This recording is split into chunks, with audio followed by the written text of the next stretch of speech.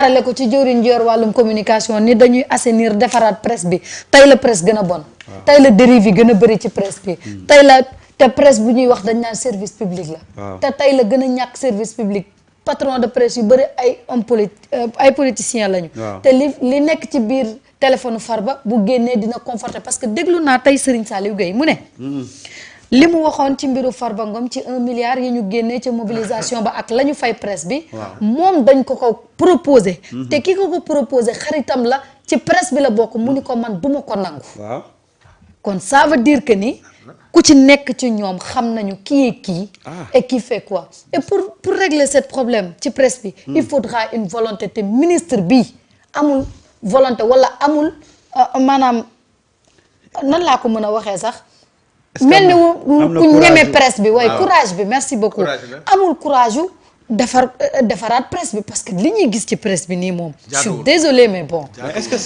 que sax tey bu ñu doon boole est-ce que tey bu ñu doon def cartographie presse bi est-ce que ñooñu war nañ leen boole sax ci presse bi mais am parce nañ que nekkatuñu ci logique yi presse mais am nañu carte presse comme toi et moi waaw ça je suis d'accord avec toi mais dama ne ñoom nekkatuñ ci logique yi presse génn nañ ko ba yàgg. génn nañ ko. c'est des politiciens. waaw yu jóg pour combattre un régime. wallaay. on peut les appeler des journalistes des gens de presse mais génn nañ ko. te loolu nag Serigne Saliou bu ko waxutoon sax. wallaay xam nañ nit ñi xam nañ ko. mais balaa maa yegg si foofu. waay. doyen Sane mu ngi wax sànq rek ci sorti Yacine Fall bi mu am ay nit yuy wax. mais. c'est pas la première fois que un ministre de la justice di génn mais di wax sax bay wax ci dossier Ismaïla Madior Fall bañ fi jàppee Ousmane Sonko ñu naan dafa nekk ci diggante dund ak dee du dafa génn ne mu ngay ndékki lu ne mu wax ko ci waaw lu tax ñi doon ñiy dénoncé sorti Yacine Fall bi tey waxoon na ko ci Khalifa Sall voilà Khalifa Sall ministre bi nekk Tambacounda. waaw Malick Sall. déedéet keneen ki cabinet xaw ma. kii Kaba. ministre Kaba. ci affaire Karim Wade. Sidiki Kaba. affaire Karim Wade bi. génnoon na wax. xam nga les gens n'ont pas de matière. Maintenant ils veulent manipuler. Et un débat on doit participer à ce débat-là. avec une bonne foi mais amuñu foi boobu. ils préfèrent toujours di manipuler. tey Yacine Fall génn na et je rappelle que c'est le gouvernement. mais c'est ça qu'ils ont oublié. parce que Yacine Fall bi muy wax porte-parole du gouvernement mu ngi taxaw ci wetam. ça engage le gouvernement. ça engage le gouvernement. le président est au courant. le premier ministre est au courant.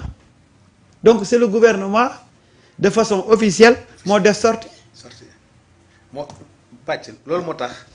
la présence de la chargée de communication tout taxaw ñu xam ne lii c'est le gouvernement qui est là. absolument donc porte-parole bi li tax mu taxaw. mooy wane ne gouvernement bi mooy wax. bu fekkoon ne ni beneen compétence la it. beneen ministre mooy ñëw. mais affaire bii dafa toucher ministre dafa toucher wàllu justice. toucher administration bi. ñoom ñëpp mu njaboote leen. toucher même intérieur. waaw mu ñëw wax.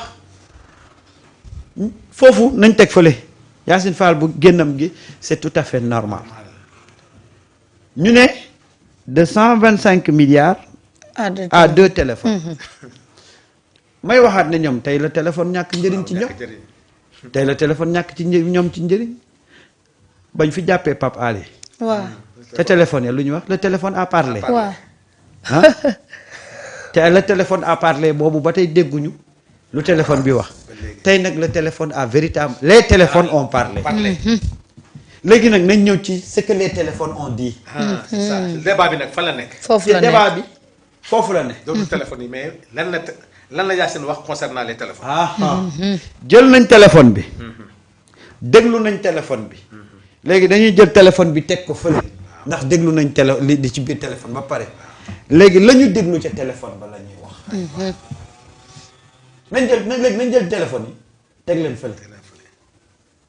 léegi nañu jël maintenant li téléphone yi wax te li téléphone yi wax nag moo tax cette affaire là doit être dañ ko war a jël au sérieux Marieta y a que le Sénégal un prisonnier nekk ci biir cellule am yor téléphone am yor ay milliards am di ko manipuler di wax ak waa Maroc di wax ak waa Bangladesh di wax ak waa France Autriche ah Marieta cette question là bu fekkoon ne tey l'autorité dëgg bi ñuy wax au vrai sens du terme mu ngi régner kon ñiy jël wax ji di ko jéem a manipuler yépp dañ leen di dóor garde à vue en attendant. waaw oui.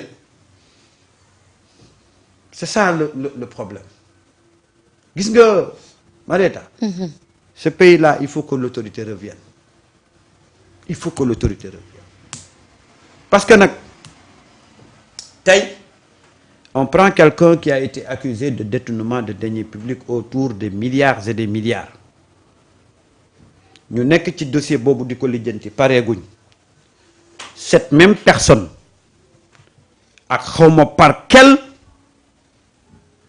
truchement mu jot ci ay téléphone mu jot ci ay téléphone di wax ak ay médias xam nga un pays boo ko bëggee déstabiliser média dafa bokk ci ay levier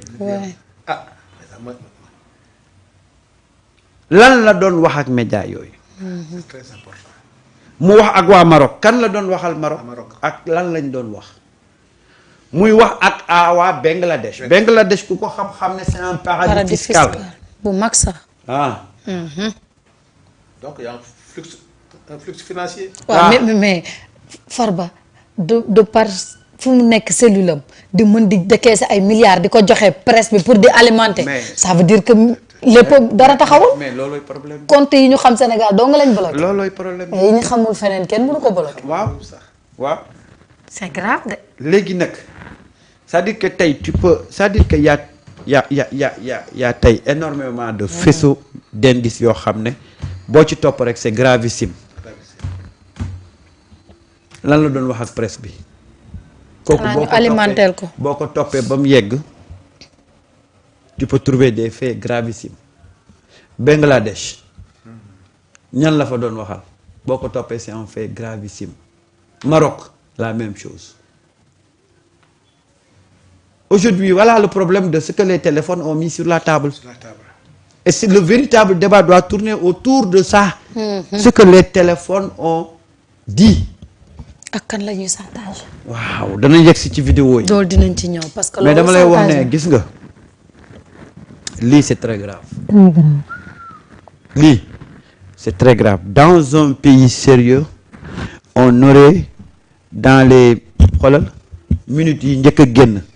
ay sanctions danañ tomber ay arrestations tomber dans un pays très sérieux dans un pays sérieux très sérieux parce que lii c'est grave c'est grave. découvrir nañ lii balaay jant di sox les premières sanctions vont tomber et des arrestations danañu am parce que loolu mooy wax ji tey seen pexe yépp mooy vouloir tourner cet événement là def ko un fait divers. fait divers nañ ko def. c'est loin d'être un fait du fait divers de. non c'est la sécurité. lii ça menace la sécurité nationale. qui est menacée. ay. dans un bon premier temps ils ont voulu diaboliser Yacine Fall. Ça ne passera pas. dem nañ ba des faits aussi graves nga war a toog pour wax leen ñu nekk ci Yacine Fall communication yam baaxul am na ñenn ñoo xam ne damay dégg ay patriotes di topp ci voie boobu. et c'est ça nañu bàyyi loolu. Yacine Fall la mu wax leer na nañ làkku fi Swahili làkku fi Lingala la mu wax ñépp a ko xam. heureusement mooy débat bi. te loolu mooy débat bi keneen ku leen bëgg a indi ci beneen débat bu leen ko nangu.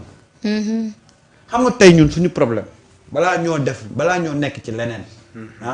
dafa am loo xam ne dañ ko war a régler ba pare. parce que man na gis nga des fois dañuy nekk ci ay débat ba passer ci lii le véritable débat.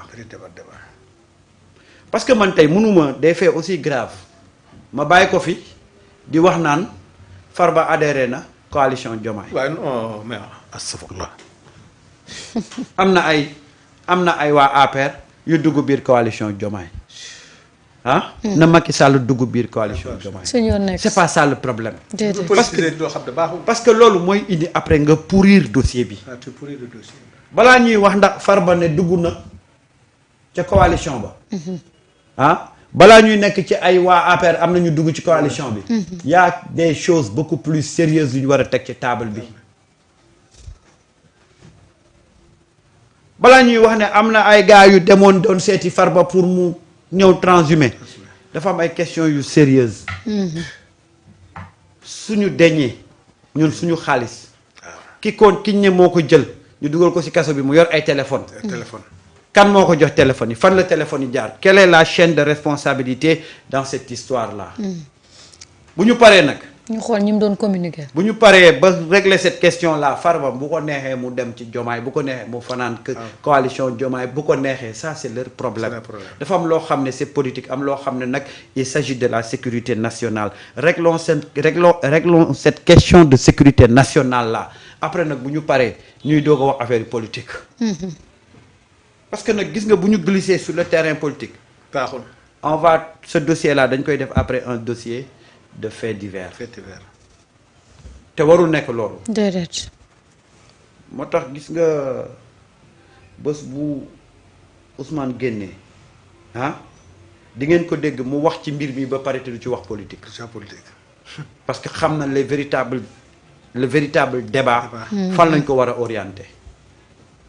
gis nga Ousmane bés bu génnee di wax ci lii dana wax ba pare te doo ko dégg mu aborder question politique parce que lii il s'agit du Sénégal il s'agit de la sécurité du Sénégal des gens qui ont détourné des gens présumés détourneurs de deniers publics continuer di def yii il faut qu'on parle de ça d'abord après nag bu ñuy wax ci politique wax ñu wax ko ci bu ñuy wax ci leneen ñu wax. oui parce que aussi ba demee ba yow tu te sens chez toi.